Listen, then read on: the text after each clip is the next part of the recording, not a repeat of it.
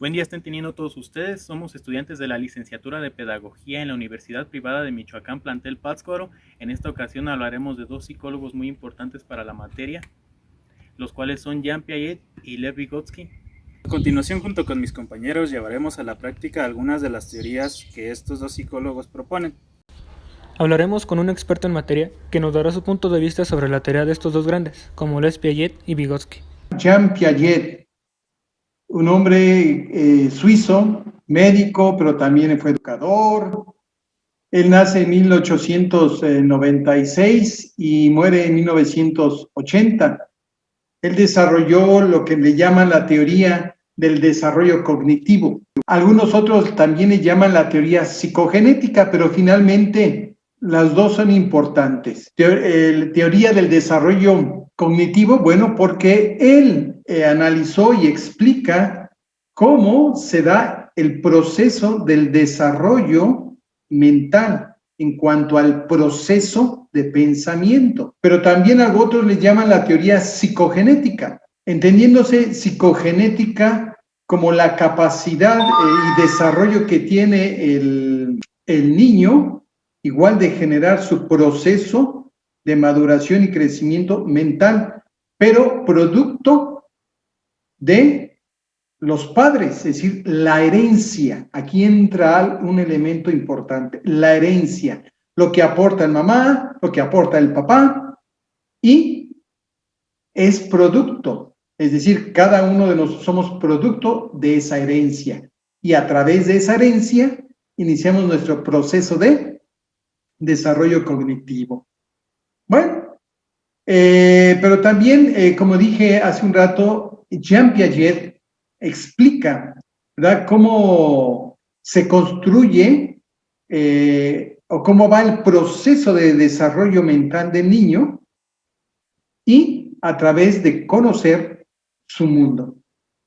Por lo tanto, entonces, él establece 4 estadios y le llama estadios a un determinado tiempo que el niño va a desarrollar su proceso cognitivo, mental, físico, fisiológico, todo.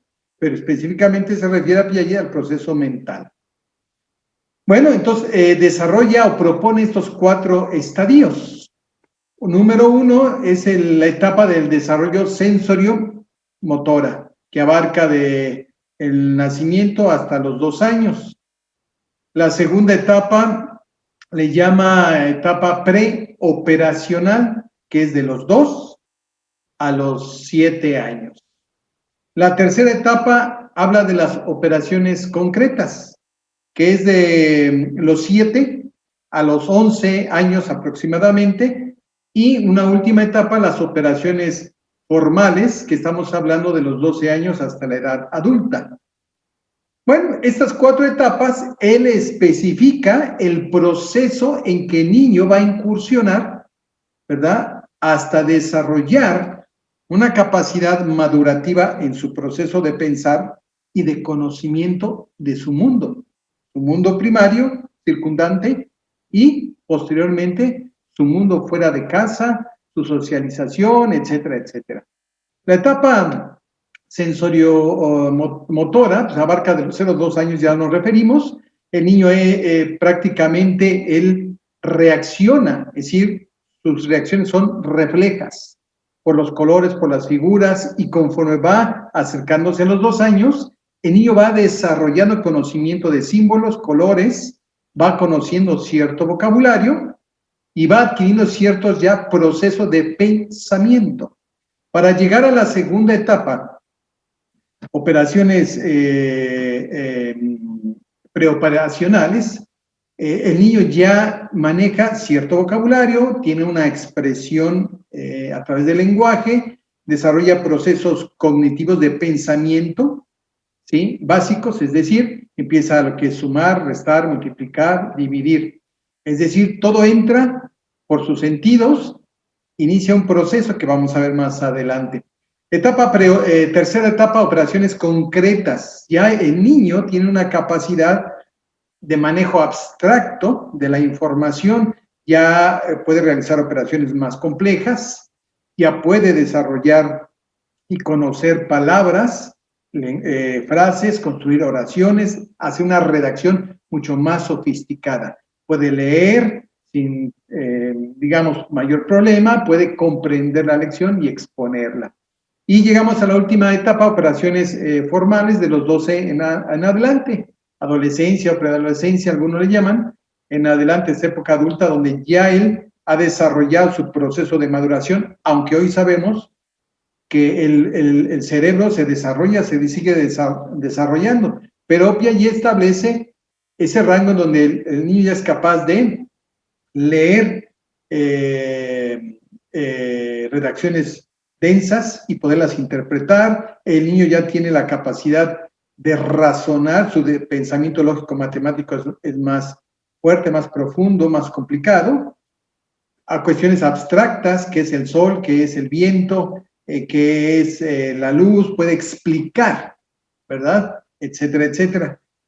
Y este proceso mental, bueno, lo desarrolla a través de lo que se llaman esquemas. Un esquema son acciones mentales, ¿verdad? Y físicas, es decir, él capta del mundo exterior, como si fuera una fotografía, acciones, acontecimientos y los guarda, ¿sí?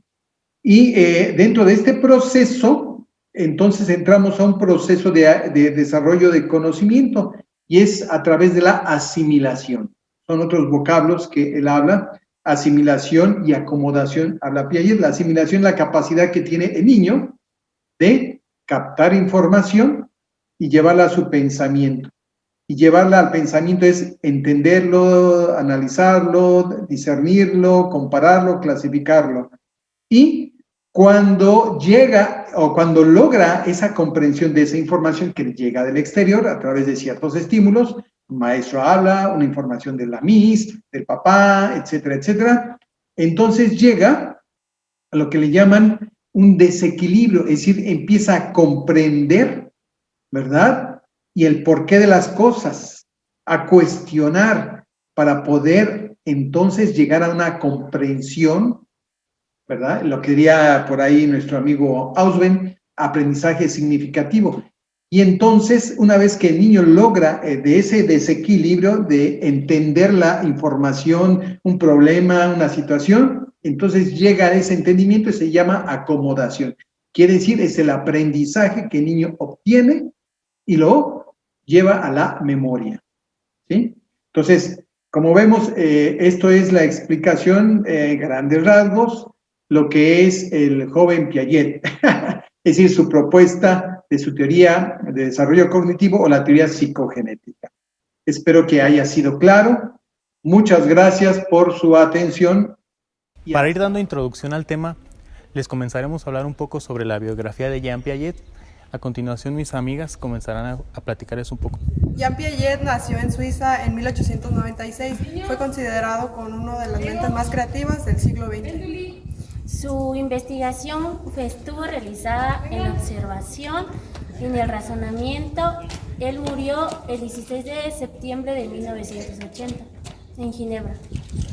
A continuación vamos a hablar sobre las etapas de desarrollo cognitivo según Jean Piaget.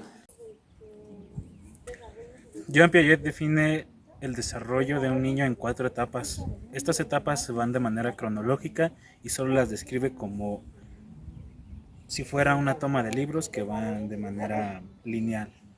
No toma en cuenta muchos aspectos del niño emocionales, solo toma en cuenta su desarrollo físico y cognitivo. Etapa tenemos el desarrollo sensorio-motriz. En esta etapa el niño es muy dependiente a otros seres externos como puede ser su madre y tiene esa dependencia total hasta esa edad.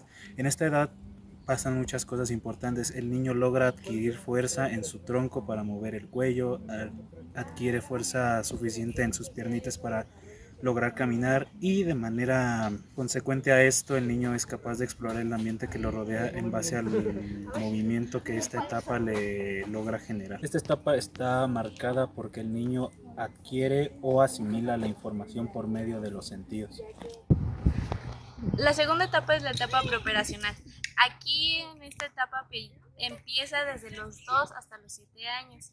Piaget menciona que el maestro interviene como un guía, ya que les ayuda a desarrollar su pensamiento cognitivo. cognitivo.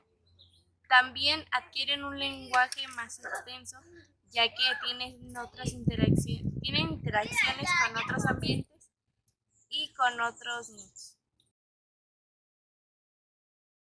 Lo que vamos a trabajar hoy van a ser los números y la coordinación. Te voy a decir, por ejemplo, adelante o atrás, derecha o izquierda. Tú vas a ir brincando dependiendo los números que te voy a decir y vas a ir brincando los cuadritos sin pisar las líneas. ¿Ok? Empecemos. 1 adelante, 2 a la derecha,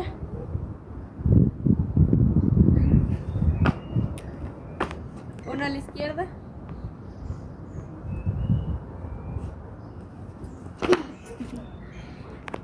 1 atrás,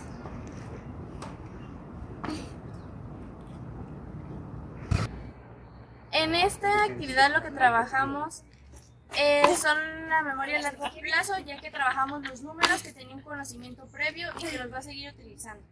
También utilizamos la atención y la motricidad presente. La etapa de las operaciones concretas comienza desde los 7 hasta los 12 años. Aquí los niños ya comienzan a utilizar las operaciones mentales y la lógica para reflexionar sobre sus acciones. También la utilizan para llegar a conclusiones válidas.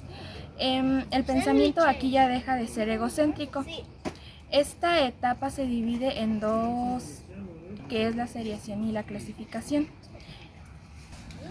La seriación es la capacidad que tienen los niños para ordenar los objetos de manera lógica.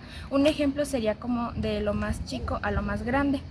Y la clasificación, aquí los niños es donde agrupan los objetos de acuerdo a cómo ellos... En la clasificación es donde los niños agrupan los objetos de acuerdo a las relaciones que ellos encuentran entre ellos. Por ejemplo, entre los mismos colores, los mismos tamaños, etc. ¿Qué palabra empieza con A? Ajo. Ah, muy bien. ¿Qué palabra empieza con A? Atrás. Ah, muy bien. A, I, ¿Y qué falta? O. No le ayudes, papi. O. Uh-huh. I.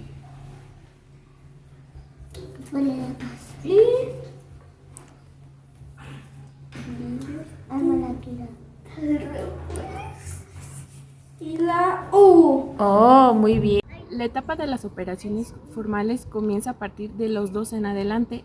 Esta capacidad le permite pensar y razonar de forma coherente a las diferentes situaciones que comienza a lidiar el niño día con día. Aquí el niño comienza a pensar y razonar de forma lógica y coherente. Siguiendo con la explicación de estos grandes autores, ahora toca el turno de ver a Lev Vygotsky, pero antes de ver su teoría explicaremos un poco su biografía. Hola, ¿qué tal? Mi nombre es Mariana Verdugo y tengo el honor de impartir algunas clases dentro de la Universidad Privada de Michoacán. Algunas de ellas tocan los temas acerca de los modelos educativos y de los personajes que ayudaron a desarrollarlos. De manera personal, uno de mis favoritos es Vygotsky, que fue un filósofo y abogado ruso, obviamente con altas tendencias marxistas, dado la época en donde él se desarrolló. Él hablaba de la zona de desarrollo próximo, que no es otra cosa más que colocar al individuo en una situación en donde él tenga que desarrollar por méritos propios, que tenga que descubrir cómo resolver y cómo realizar una tarea para alcanzar un conocimiento posterior. Es decir, ponerle al educando bajo una situación que le permita desarrollar habilidades que lo hagan llegar a una zona de desarrollo próximo. Es decir, si yo ahora sé tocar y jugar con el agua, por ejemplo, al ponerme en una situación, por ejemplo, de peligro, pudiera aprender a sobrevivir en una situación. Lev Vygotsky nació en 1896 y falleció en 1936. Fue uno de los más grandes teóricos en la evolución de la teoría del aprendizaje. La teoría sociocultural de Lev Vygotsky sostiene que los niños desarrollan su aprendizaje mediante la interacción social, es decir, mediante experiencias que van adquiriendo, y es así como van adquiriendo nuevas y mejores habilidades. Aquellas actividades que los pequeños realizan de forma compartida les permiten interiorizar en sus estructuras de pensamiento y comportamiento en una sociedad en la que se les rodea. Según la teoría sociocultural de Vygotsky, el papel del adulto o de los compañeros mayores es apoyar al menor, ya que ellos organizan la información del aprendizaje. Y esta organización resulta ser muy eficaz, ya que ofrecen una ayuda al menor para que pueda cruzar la zona del desarrollo próximo. Y esto se puede identificar como una brecha entre lo que ellos ya conocen y lo que aún no son capaces de hacer por sí solos. La teoría sociocultural del psicólogo ruso Lev Vygotsky tiene implicaciones trascendentes en la educación y la evaluación del desarrollo cognitivo. Gracias por su atención.